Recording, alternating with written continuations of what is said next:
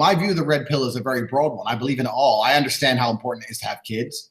I want to raise them properly. I understand how important it is to have a woman who loves you. And I don't think there's anything wrong with loving a woman and having a relationship like that. But I think my view is very I like to think that my view of the world is quite ancestral and it's quite bare bones in regards to how things were evolutionarily. I look at the world 1,000 years ago, and 1,000 years ago, if you were an alpha male, you had as many women as you want, as many kids as you liked. You were the boss. No one told you what to fucking do. And you were the head of the household. And that's how shit went down. And I kind of see myself on the same kind of level. Like I just haven't changed along the lines where society's changed. I'm still living on the evolutionary platform. Like, because every man from an evolutionary standpoint at 30 years of age wants to fuck every hot girl he sees. Like, what, this is normal.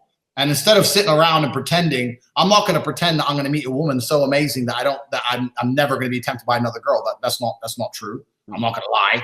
And that's how I live my life. Now, I will have kids. I will have a family. But will I ever be a family man? I doubt it. That's just. It sounds like you're leaning towards like old school patriarch. You want to be like the guy that has multiple women, that has multiple wives, that has multiple children. I mean, that's kind of like the old school. That's old school polygamy is what that is. Yeah, it's super old school. But I genuinely believe it's the natural order of men. I believe it's the natural order of human beings and our societies. I believe society is constructed in a certain way because it's beneficial to the state.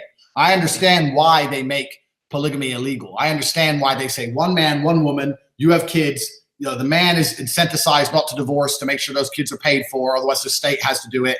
And even if he has a sexless marriage and kids who don't respect him, he's going to sit there anyway and go to work, a job he hates, to make sure that they can eat food to go to school. I understand how the government says things are because they don't want a whole bunch of men like me around, like run around, impregnate a bunch of chicks, and then they get fresh to me on the phone. I just block them. I don't give a fuck.